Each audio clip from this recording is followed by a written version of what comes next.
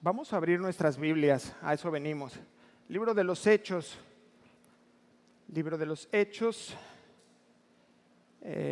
capítulo 25, corresponde hoy.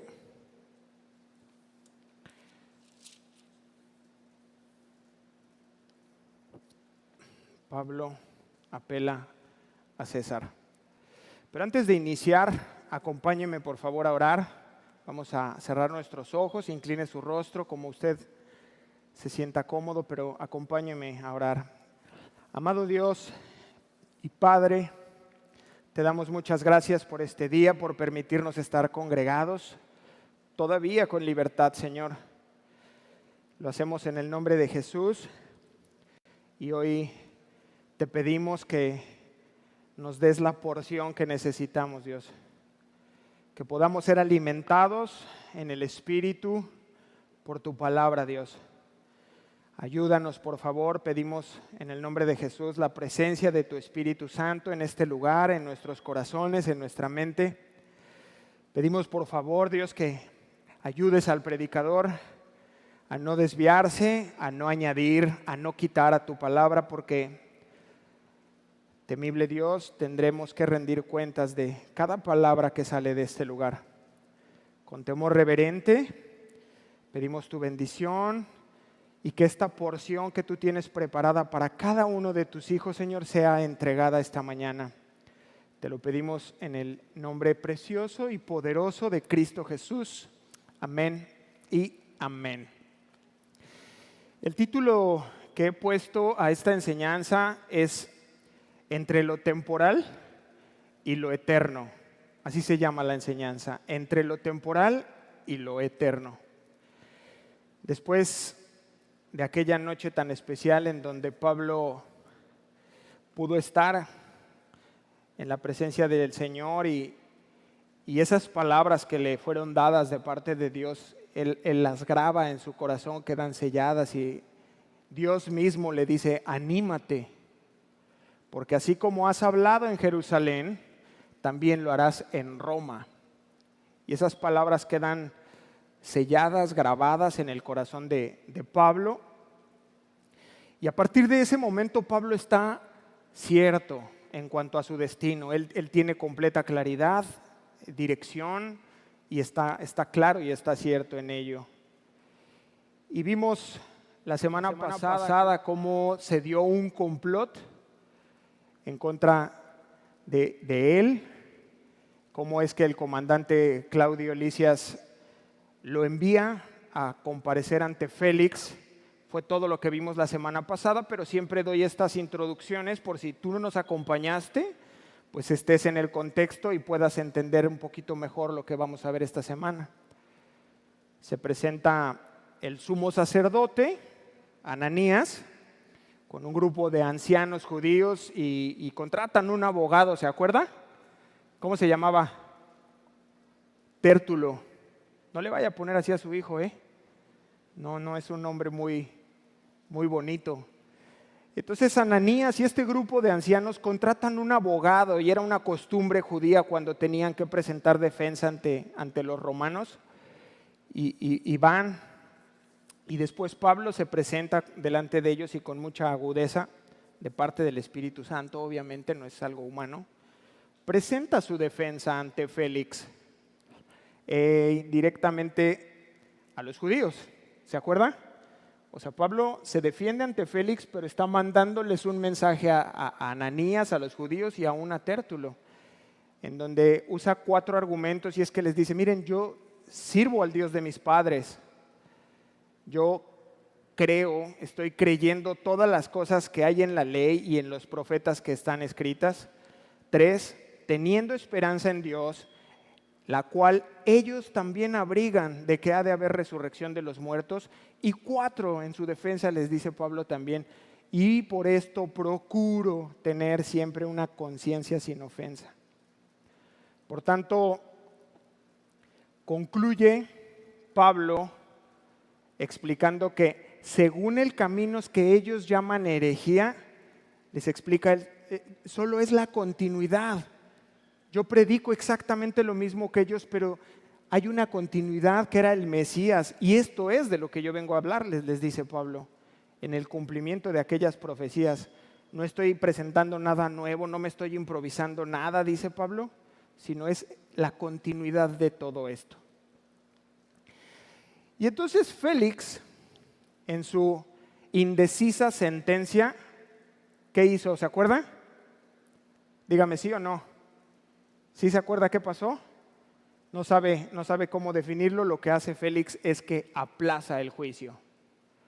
¿Cuál es su argumento? Dice, bueno, vamos a aplazarlo hasta que venga Claudio Lisias, el comandante, a revelarnos bien qué fue lo que pasó. Pero lo único que más bien deja revelado son las verdaderas intenciones de Félix, y lo vimos también, y era dinero. Era lo que quería Félix, que Pablo le diera, en México diríamos, un moche, una mordida, que les diera ahí algo ahí de corrupción. ¿Y sabe qué? Este tipo de carácter indeciso, quiero que sepamos, nos pasa facturas, hermanos. ¿Sí sabía?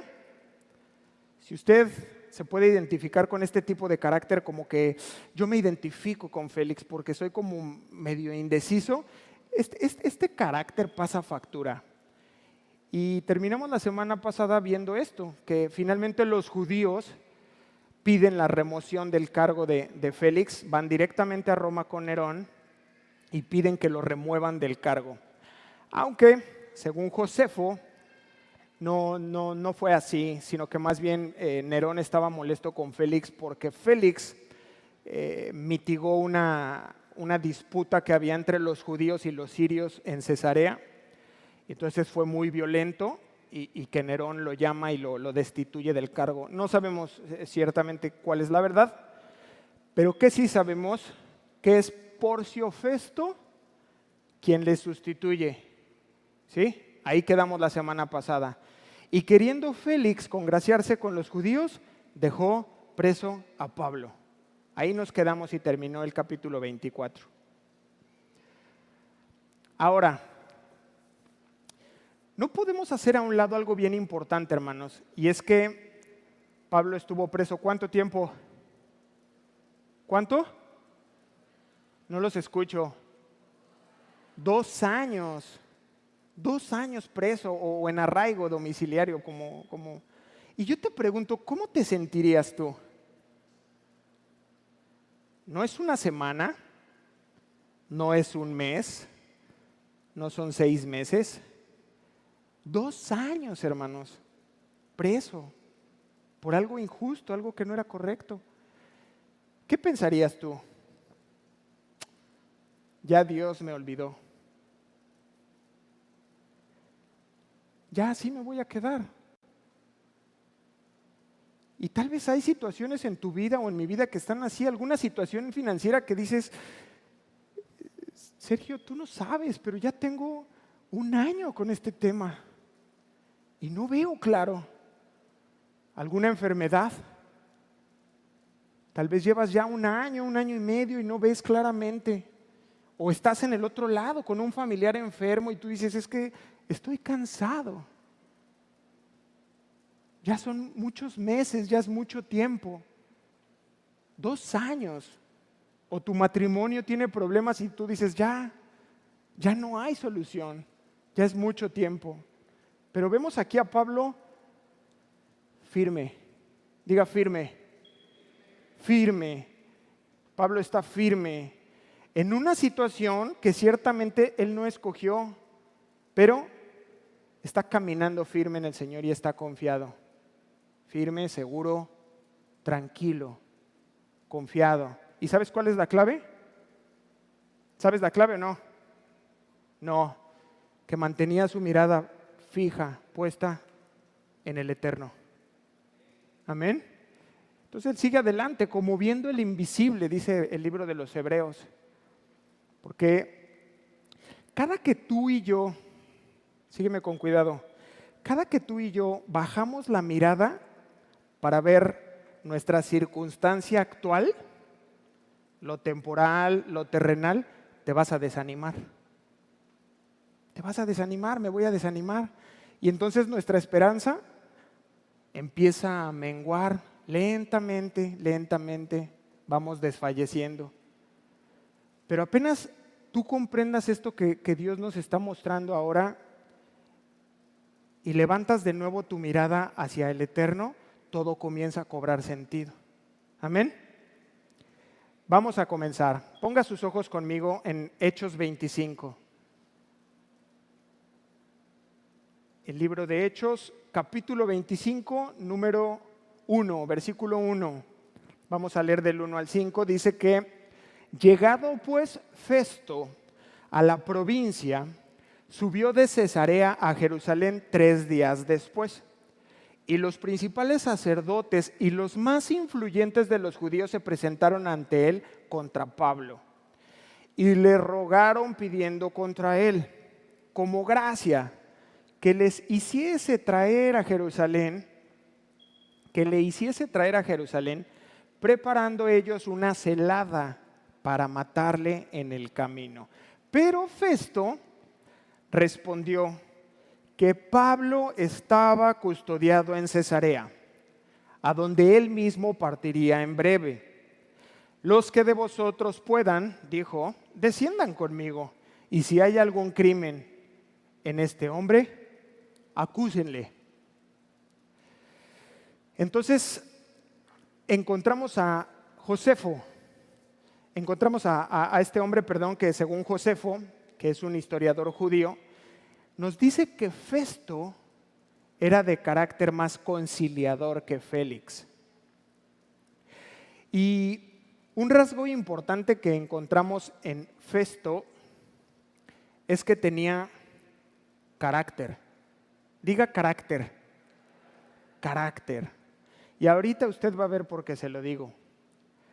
Porque apenas él llega y toma su posición de gobernador, 3 días después, o sea, inmediatamente él se toma el tiempo de conocer los asuntos que está dejándole pendiente Félix.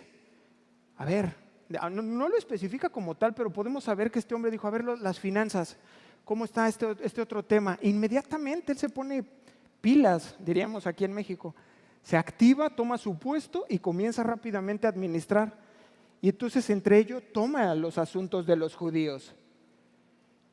Y dice, a ver, inmediatamente visita Jerusalén. ¿Y qué es lo que se encuentra? Este grupo de judíos que le piden una cosa como de gracia, ¿no? Dice la escritura, así de, oye, Festo, haznos el paro, échanos la mano, o sea, de buena onda, mándanos a Pablo aquí a Jerusalén para que le hagamos su juicio, ¿no? Le piden el traslado. ¿Y qué dice Festo? Diga carácter. Dice Festo, no. Y qué importante es, hermanos, saber decir no. Hermanos, ¿cuántos dolores de cabeza nos habríamos librado si tú y yo hubiéramos sabido decir no? Hermanos, si fuéramos un poquito asertivos y en el momento de la forma correcta decir no, cuando tendríamos que haber dicho no, pero eso requiere carácter. Y es que tenemos un concepto equivocado, ¿no? Carácter es el que grita. ¡Ah! ¡Ay! ¿Qué carácter? No, el que tiene carácter ni grita, hermanos. No tiene que gritar. Y nosotros relacionamos esto con carácter. Pero piénsalo por un momento en retrospectiva. En tu propia vida, hermano, ahí donde estás en tu lugar. Si tú hubieras dicho no a aquella invitación,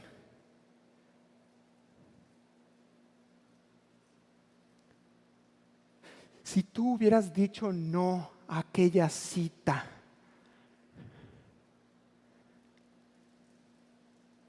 si tú hubieras dicho no a aquella cerveza, si tú hubieras dicho no a aquella droga, no. dijimos que no. Si tú hubieras dicho no a aquella deuda, valiente, asertivo, no es el tiempo de entrar a esa hipoteca, de agarrar esa deuda, de pedir ese préstamo. No. ¿Qué hubiera pasado? ¿Qué hubiera pasado si tú hubieras dicho no al divorcio? No me voy a divorciar. Voy a tener fe y voy a permanecer. Hermanos, es importante saber decir no. Amén. ¿Será que Festo se habría enterado que querían matarlo? No lo sabemos. No lo sabemos a ciencia cierta, pero sí sabemos que él toma una decisión, se determina, y es dejar que la justicia siga su curso. Eso sí sabemos, y es lo que hace Festo. Porque el procedimiento romano consistía en 3 etapas. Número 1, se presentaban los cargos y las pruebas delante del procurador. Número 2, se presentaban las acusaciones de la parte interesada, era quien las presentaba. Y número 3, se ventilaba el caso por parte del encargado del imperium, que en este caso era el gobernador, y se daba la sentencia. Estas eran las 3 etapas. Y esto es lo que intenta Porcio Festo. Dice, yo no voy a meterme, voy a dejar que esto siga su curso y que se dé el careo entre la parte acusadora y el acusado. ¿Están conmigo? A continuación, lo que vamos a leer en el versículo 26 es cómo Festo escucha la defensa de Pablo y su apelación. Vayan conmigo, pongan sus ojos en Hechos 25, verso 6.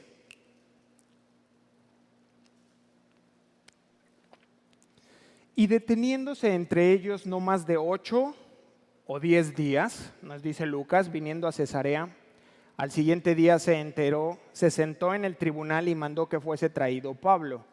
Verso 7, cuando éste llegó, lo rodearon los judíos que habían venido desde Jerusalén, presentando contra él, ¿cuántas?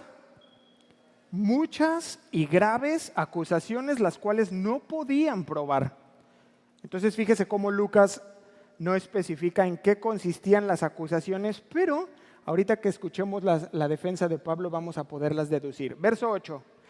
Alegando Pablo en su defensa, aquí va, ni contra la ley de los judíos, ni contra el templo, ni contra César he pecado en nada. Nuevamente, este grupo de judíos hace esa combinación de acusaciones de orden religioso, de orden político, pero ahora y por primera vez incluyen una tercera y nueva acusación, que es que Pablo hace algo contra César. Esa no la habíamos visto, es nueva, es una nueva acusación. Entonces, estos hombres llevan calculando esto 2 años.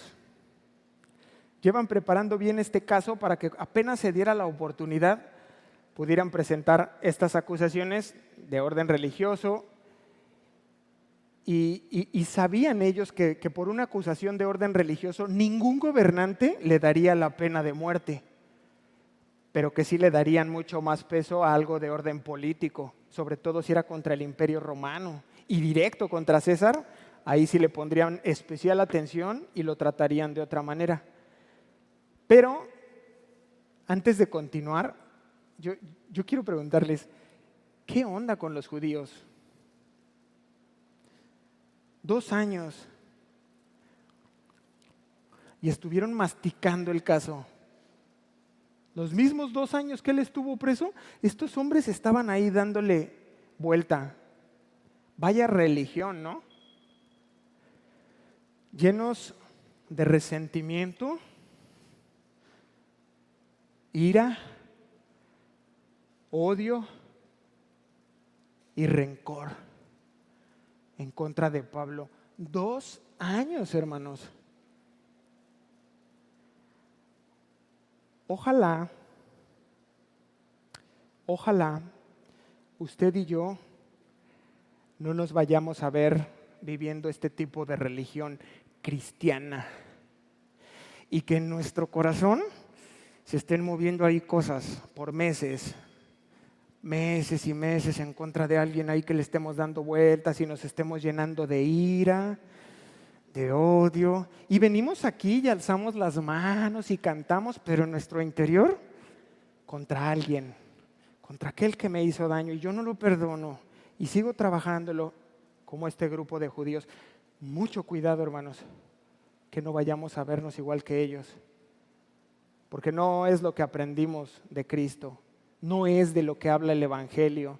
Esas son de las cosas básicas de las que habló el Señor Jesús y nos decía, ama a tu prójimo. Sí, Señor, pero me dañó, ámalo.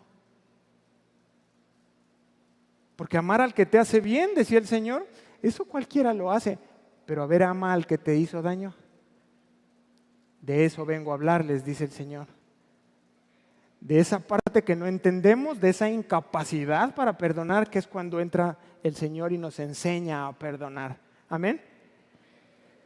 Versículo 9, pero Festo, queriendo congraciarse con los judíos, ay Festo, respondiendo a Pablo le dijo, ¿quieres subir a Jerusalén? Fíjese qué astucia de Festo. Le dice a Pablo, Pablo, ¿quieres subir a Jerusalén y allá ser juzgado de estas cosas delante de mí? Fíjese, por alguna razón que no es evidente, quizás solamente por hacerle el favor a los judíos,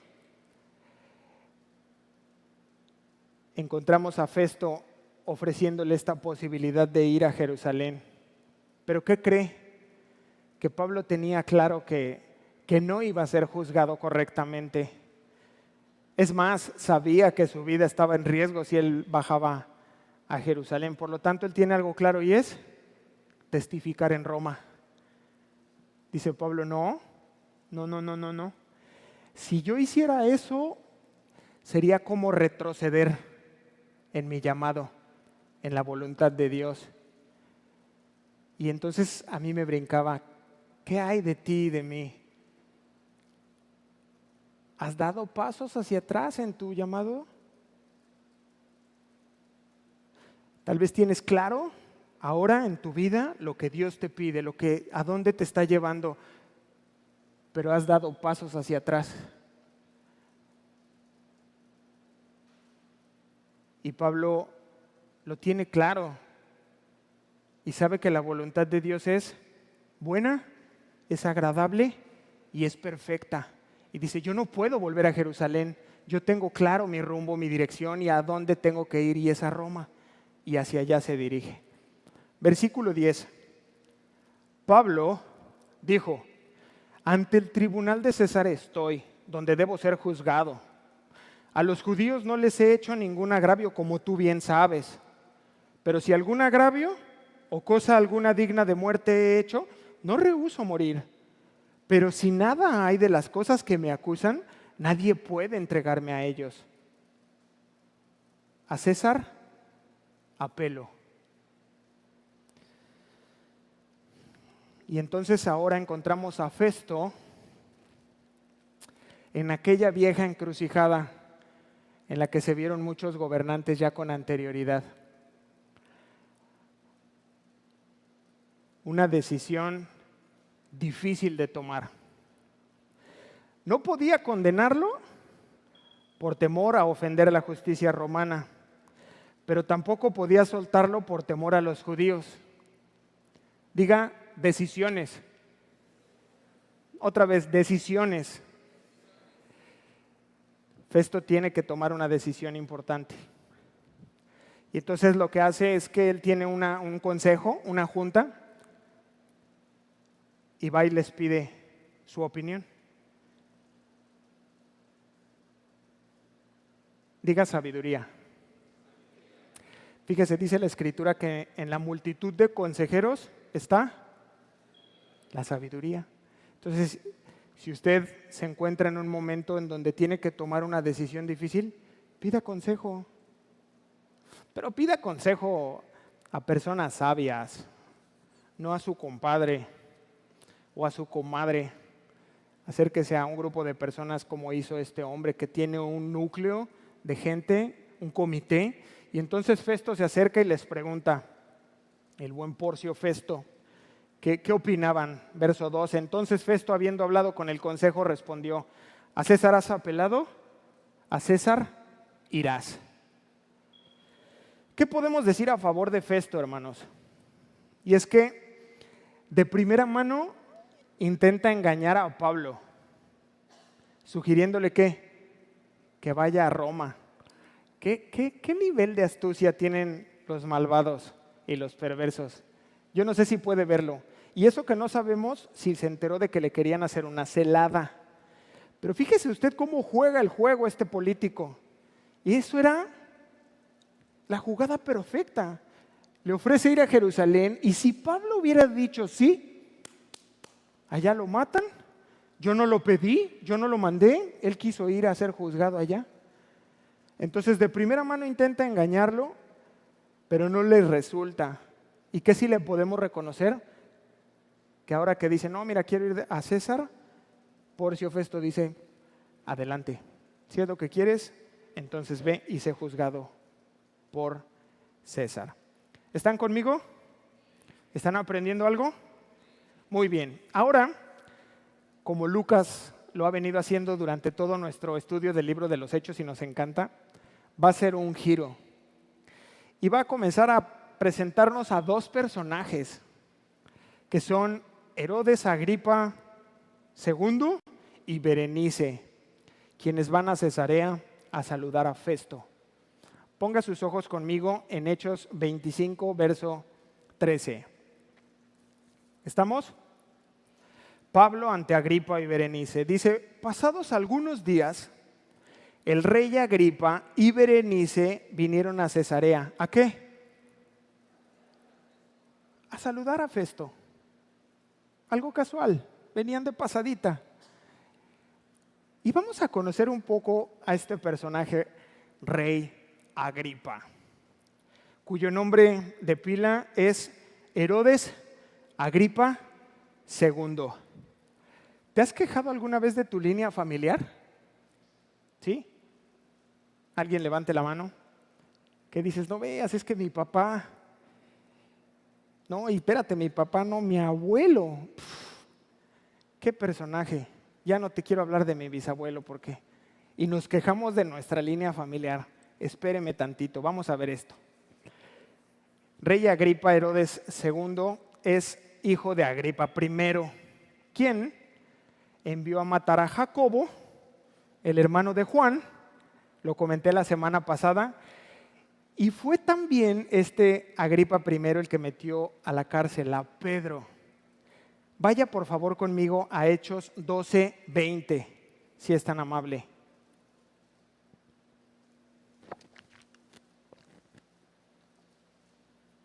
Libro de los Hechos, capítulo 12, versículo 20. ¿Está conmigo? Voy a ir un poquito rápido porque vamos sobre tiempo. Verso 20. Y Herodes estaba enojado contra los de Tiro y de Sidón, pero ellos vinieron de acuerdo ante él y sobornando Blasto, que era camarero mayor del rey, pedían paz, porque su territorio era abastecido por el del rey. Verso 21. Y un día Herodes, vestido de ropas reales, se sentó en el tribunal y les arengó. Y el pueblo, aclamando, gritaba, voz de Dios y no de hombre. Verso 23, al momento un ángel del Señor le hirió, y por cuanto no dio la gloria a Dios, y expiró comido por los gusanos. En este momento, cuando esto ocurre y cae muerto Agripa I primero y es comido por los gusanos, este personaje, Agripa Herodes II, tenía 17 años. Y entonces vivía en la corte romana. Y lo toma el emperador, lo estaban educando ellos, y él considera que es demasiado joven para tomar el lugar de su papá y que asumiera el cargo de rey, porque él gobernaba todo Judea. Entonces dice, está muy pequeño, pero pues vamos a darle un reino. ¿Cuál? Un reino pequeñito. Y entonces le asignan un poblado llamado Calcis. Y ese pobladito hoy forma parte de lo que conocemos como Líbano. Y este es el contexto de este joven. Sin embargo, esta posición que él ocupaba tenía mucha influencia en los judíos. ¿Por qué? Por dos razones. El emperador Claudio le daba autoridad a esa posición de dos cosas: que cuidara el templo, y dos, que él fuera quien hiciera el nombramiento oficial del sumo sacerdote. Ni más ni menos. Entonces, a los judíos les importaba mucho la opinión de quien estuviera en esa posición. Y ya para continuar, nada más déjenme platicarles. ¿Saben quién era el bisabuelo de este hombre? Herodes el Grande. Herodes el Grande, para que no tengamos que ir para allá, es a quien se le atribuye la matanza de los niños en Belén, en Mateo 2, 13 al 18. Esta es la hermosa familia de este rey Agripa. Ya puedes ver un poquito mejor a tu papá, con más compasión a tu abuelo, y decir, bueno, mi abuelo no fue como Herodes el Grande, ni como Agripa primero. Amén. En cuanto a Berenice, para poder seguir avanzando, Berenice era la media hermana mayor de Agripa. Entonces ellos dos que llegan es el rey Agripa con su hermana, su media hermana, que es Berenice. Y Berenice es la hermana menor de Drusila. ¿Se acuerdan de Drusila? Dígame si sí o si no. No, la vimos la semana pasada. Era la esposa actual de Félix, la tercera esposa, que se la llevó con un brujo. ¿Se acuerdan qué hizo? Ella es Drusila, es parte de la familia. Esta mujer Berenice llegó a ser famosa, según los historiadores, por su hermosura. Todos coinciden en que era una mujer muy hermosa, pero también coinciden en que era una mujer muy depravada. Había sido dada en matrimonio cuando era pequeña, ni más ni menos que a su tío, Herodes. Fíjese usted qué cosa tan rara. Cuando muere, ella se va a vivir con Agripa II, con él, con el que llegó ahorita. Y se dice que tenían una relación incestuosa. Entonces, bueno, para tapar el escándalo, la casan con Polemón, que era un rey de Cilicia. Pero pronto Berenice lo deja y se regresa a casa de su hermano, Agripa II. Y siguen esta relación incestuosa con él. Y más tarde se vuelven concubina de Vespasiano, también fue concubina de Tito.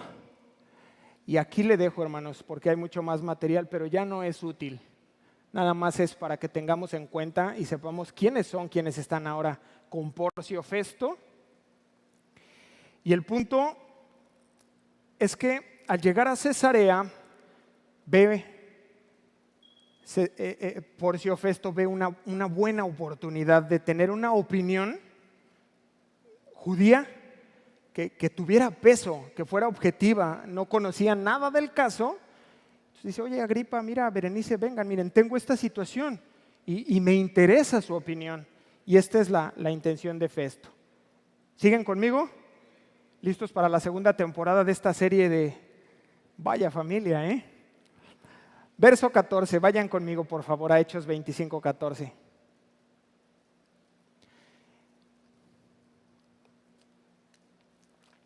Y como estuvieron allí muchos días, Festo expuso al rey la causa de Pablo, diciendo, un hombre ha sido dejado preso por Félix, respecto al cual, cuando fui a Jerusalén, se me presentaron los principales sacerdotes y los ancianos de los judíos pidiéndome condenación contra él. A estos respondí que no es costumbre de los romanos entregar a alguno a la muerte antes que el acusado tenga delante a sus acusadores y pueda defenderse de la acusación.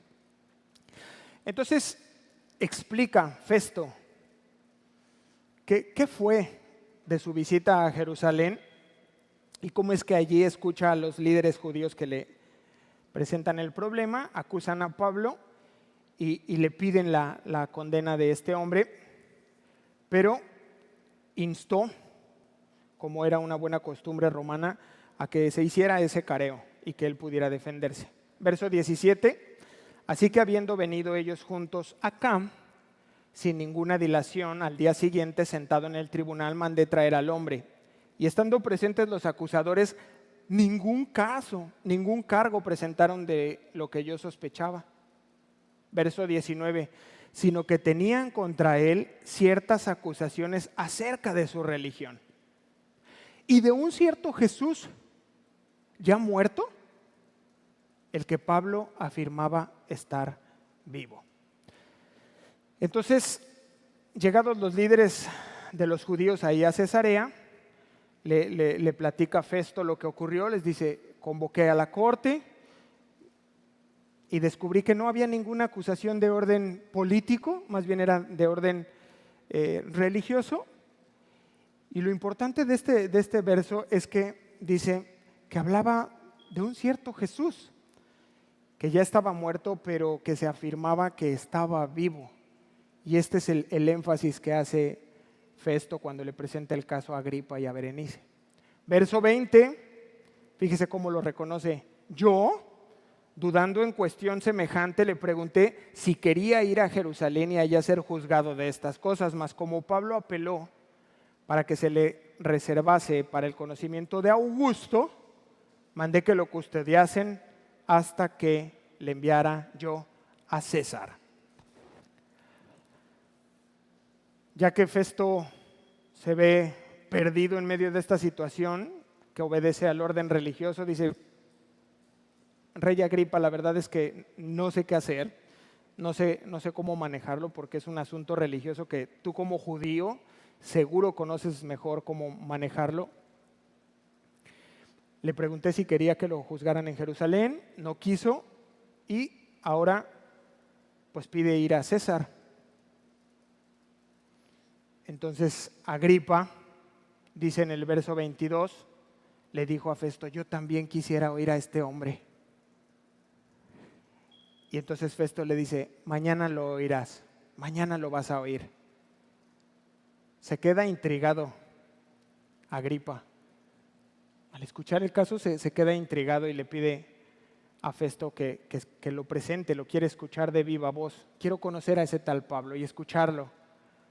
Y Festo le dice, de acuerdo. Pero mire usted qué coincidencia. Me pareció sumamente interesante esta curiosidad, porque lo mismo le pasó a su tío Herodes Antipas.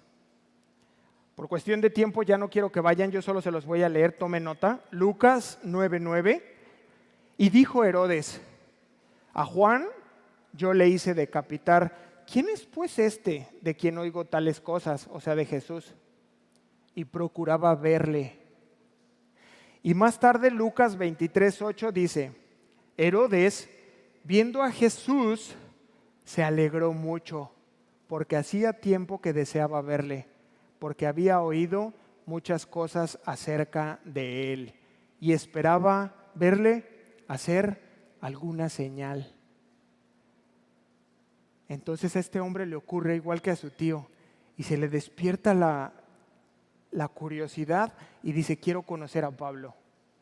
Pero la aplicación que yo sacaba de esta porción es que hoy sigue sucediendo lo mismo en nuestras vidas y en nuestro tiempo. Cuando la gente escucha a Jesús predicado a través de nuestras bocas y de nuestras vidas, sigue ocurriendo lo mismo. Alguna persona escucha de el adicto que dejó las drogas. ¿Cómo? ¿Cómo lo logró? Qué curioso. Vecinos que escuchan que la prostituta dejó ese estilo de vida, ya no vive más así, ahora lo dejó. El borracho que ya no bebe, dicen, ¿cómo? Si lo encontrábamos aquí tirado afuera y lo veíamos, ¿cómo hizo eso?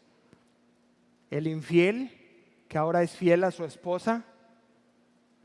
El flojo famoso, que todos saben que es un perezoso flojo, ahora trabaja. ¿Cómo fue? ¿Qué pasó? Cuando la gente escucha esto, hermanos, es inevitable que genera curiosidad en el oyente. Desean verlo en sus propios ojos. ¿En serio? ¿Dejó la prostituta? ¿Dejó? Yo quiero verlo, no te creo. Si lo encontrábamos ahí, si la veíamos. Y entonces quieren verlo, quieren testificar. Pero ¿saben qué es lo que ocurre en realidad, hermanos? Se despierta esperanza en el oyente. Dicen, ¿cómo? Si él cambió, si ella cambió, yo también puedo cambiar. Quiero verlo. Quiero que me comparta. Eso que lo cambió, yo lo quiero también. Eso es lo que ocurre en realidad y es lo que pasó en el corazón de Agripa. Ahora, si tú conoces a la persona y le dices esto, obviamente te va a decir, no, yo puedo dejar la bebida, yo no necesito eso que tú. Pero la realidad es que eso es lo que ocurre en sus corazones. Finalmente se da este encuentro entre Agripa, Berenice, Festo y Pablo. Verso 23. Al otro día, viniendo Agripa y Berenice con mucha pompa, subraye esa palabra, con mucha pompa, y entrando en la audiencia con los tribunos y principales hombres de la ciudad por mandato de Festo, fue traído Pablo. Esta es una de las escenas más impresionantes del Nuevo Testamento, hermanos. Al día siguiente, finalmente llegan Agripa y Berenice, y la audiencia de Pablo se convierte en una fiesta. ¿Y cómo lo sabemos? Por esta palabra pompa, que significa un magnífico y vistoso desfile. Festo convierte esta audiencia de Pablo en una muy buena ocasión para honrar ¿a quién? A Agripa. Excelentísimo Agripa II, Herodes y Berenice su acompañante. Pero fíjese usted el banquetazo que hacen. Invitan a los tribunos y principales hombres de la ciudad, o sea, a los 5 comandantes, que seguramente era una fiesta, llegaron uniformados de gala. Estos 5 hombres dirigían a 5,000 hombres, a 5 legiones que estaban estacionadas ahí afuera de Cesarea. O sea, hacen una fiesta formal y a tope, ahí con pompa. Y entonces en medio de aquella pompa y la gala, manda Festo a traer a Pablo. Y mire usted qué importante contraste. En medio de aquella gala y pompa, entra este hombre que dicen los historiadores que era un hombre bajito, de estatura, seguro traía una ropa sencilla, tal vez vieja. Dicen que era calvo, como su servidor, y un gran silencio en la sala. Seguramente algunos murmurando, ¿en serio es este el que ha generado todos estos problemas? ¿A poco este es el que ha causado? Y ya con el escenario listo, Festo presenta el caso. Verso 24. Entonces Festo dijo, Rey Agripa, y todos los varones que estáis aquí juntos con nosotros, aquí tenéis a este hombre, respecto del cual toda la multitud de los judíos me ha demandado en Jerusalén. Y aquí dando voces que no debe vivir más. Esto es verdad, en 2 ocasiones han querido quitarle la vida a Pablo. Verso 25. Pero yo, hallando que ninguna cosa digna de muerte ha hecho, y como él mismo apeló a Augusto, he determinado enviarle a él. También esto es verdad. Y lo único que sucede aquí es que Festo queda expuesto públicamente de su falta de valor.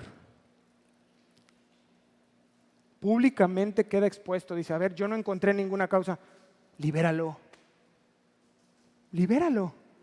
Y queda expuesta su falta de valor, de hacer lo correcto.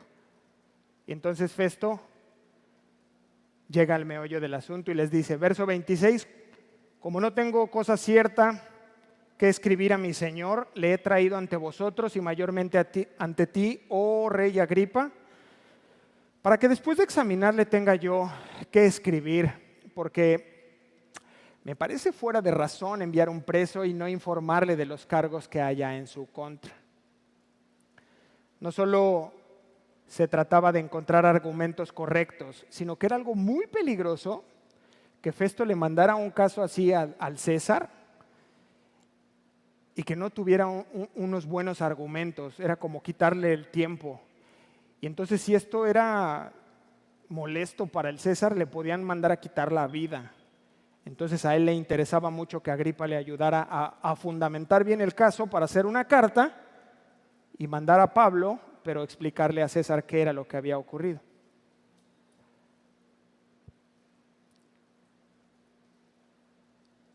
¿Cómo estaba viendo Pablo esto? Como una gran oportunidad para poder compartirles de Jesús, para hablarles del Evangelio ahora a Agripa y a Berenice. Esto es lo que estudiaremos la siguiente semana. Pero el punto medular, hemos llegado al centro de la enseñanza del día de hoy, y es, ¿en manos de quién está Pablo? La semana pasada vimos a Félix y a Drusila. Félix era el gobernador en turno, antes fue esclavo, era un muy mal gobernador. Drusila, su tercera esposa, se la robó pecaminosamente, echando mano de un hechicero. Capítulo 24, ahora capítulo 25, frente a Porcio Festo, tal vez el menos malo de la porción que estamos estudiando, pero político también al final, y pecador, que no le alcanza para hacer el bien. Y entonces son estos hombres, y ahora ante Agripa y Berenice, que ya vimos qué tipo de personas eran. Todos estos hombres y mujeres gobernantes que hemos venido estudiando, hombres y mujeres como usted y como yo, hermanos, cautivos del pecado por estar alejados de Dios. Así éramos nosotros. De pronto los escuchamos y vemos la historia y decimos, ¡qué horror! ¡Qué historias! Éramos iguales. Usted y yo éramos iguales o peores.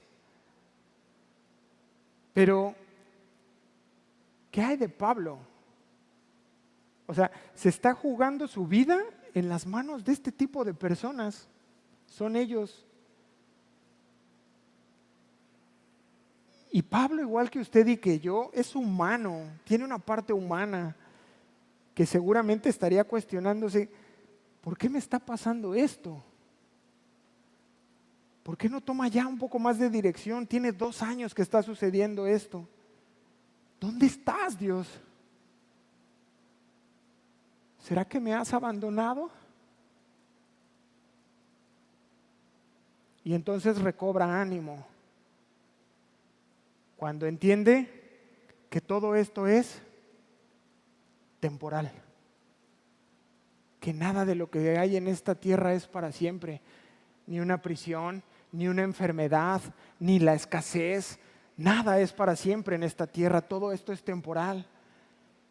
Y Pablo llega a la comprensión y al entendimiento de que todo lo que nos ocurra en esta vida, si tú eres hijo de Dios, está bajo el control de Dios. Amén. ¿Cuál es la aplicación que tenemos para llevarnos este domingo? Tú debes ver la circunstancia que estés atravesando actualmente como pasajera. Por eso le puse ese título a esta enseñanza. no será para siempre. Pero lo más importante que tú tienes que comprender es que tienes que aceptarlo como de parte de Dios y que está bajo su control, bajo su gobierno y que todo obedece a un propósito más elevado. Amén. Mire, no quiero que vaya, lo he compartido. La vida de José fue así. Injusticia tras injusticia, lo venden sus hermanos, lo meten a prisión, todo esto. Solo tome nota, Génesis 45:5 dice, cuando ya está con sus hermanos, dice, ahora pues no os entristezcáis, ni os pese de haberme vendido acá, porque para preservación de vida me envió Dios delante de vosotros. En ese momento, por fin, José pudo entender que todo aquello obedecía a un propósito, que siempre lo supo. Pero en ese momento cobró vida y tuvo su rompecabezas completo. Él entendió todo, lo comprendió y dice, ustedes ni siquiera me vendieron porque son malas personas, sino que estaban obedeciendo a un propósito más elevado que estaba bajo el control de Dios en todo tiempo. También le sucedió algo así a Daniel y a sus amigos.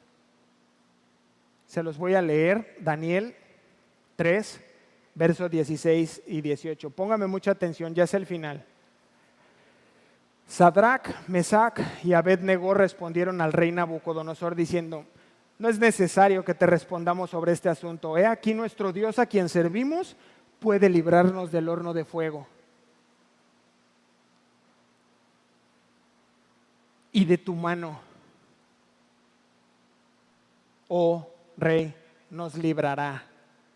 ¿Es bonito eso? Verso 18. Y si no, qué difícil es ese y si no.